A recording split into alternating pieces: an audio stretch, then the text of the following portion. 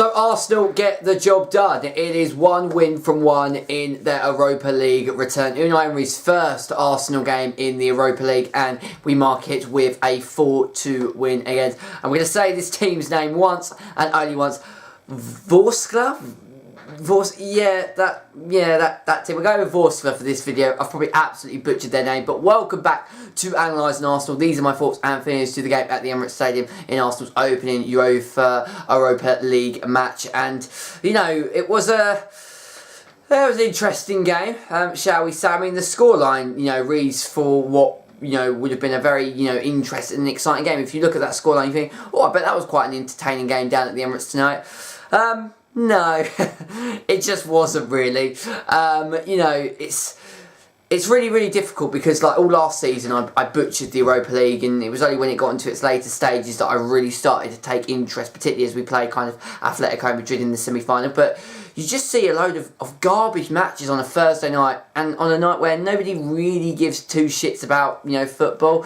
And, you know, this is Arsenal's, you know, second consecutive season in the Europa League, and, you know, by God, I missed the Champions League. But this might be our best way of getting into the Europa League. And, you know, with Unai Emery, we've got a manager who, you know, does know how to win this competition. I mean, you know, he won it 3 times with Sevilla, you know, in succession. You know, back to back Europa League victories. You know, and that is something that should not go, you know, it shouldn't be taken, you know, for granted, and it shouldn't be kind of disregarded at that, because, you know, it is a fantastic achievement. But, you know, Arsenal have got the job done.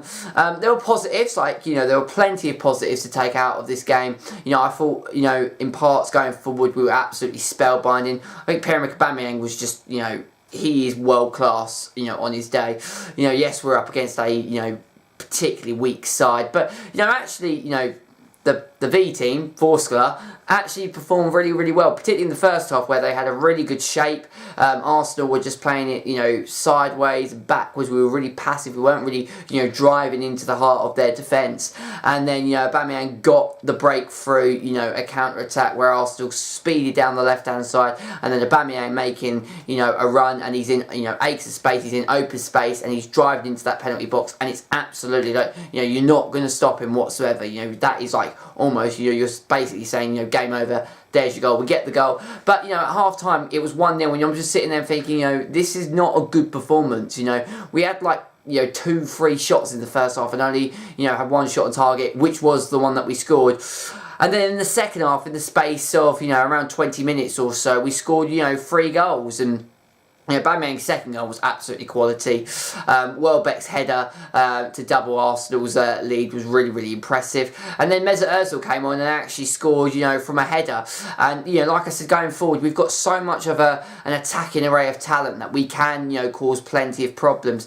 However, there are still negatives. I mean, you know, we've conceded 2 poxy goals, and, you know, goals that we really shouldn't have conceded, and it was really poor, because, you know, I want Arsenal to keep a clean sheet. And, you know, Unai Emery, since he's, you know, come to Arsenal, he's not had 1 game so far with a clean sheet. You know, we have conceded in every single game that we've played, and, you know, that is not great. You know, that really is not great. Yeah, but like I said, I was impressed by Vorskla. You know, they had a game plan. They were sticking to their game plan. They caused, you know, problems for us in the first, you know, half an hour or so. We then, you know, got the goal. We then, you know, added to that in the second half, and kind of, you know, there was about a 20-minute spell where we did just brush them aside. You know, it was almost they weren't even there. And then we kind of got sloppy in the last 15 minutes and kind of gave them 2, you know, cheap goals. And, you know, that is something where, against a better team, that will come back to bite us on the arse. You know, it really will. You know, we also had 15 shots, but we only registered 5 shots on target. I know, yes, we scored 4 of them, but, you know, again, that's not great. We need to be a little bit more clinical, and we need to defend a little bit more solidly, and we need to have a bit more celerity at the back. In terms of the lineups, I was actually quite interested with the lineups, and I was actually quite glad that, you know, Leno finally gets his start. And, you know, he looked decent. He did concede 2 goals. I think the first goal he could have easily saved. The second one was much more of a better shot, and just, you know, I don't think many goalkeepers would be saving that second shot. It was an absolutely wonderful goal from Sharper.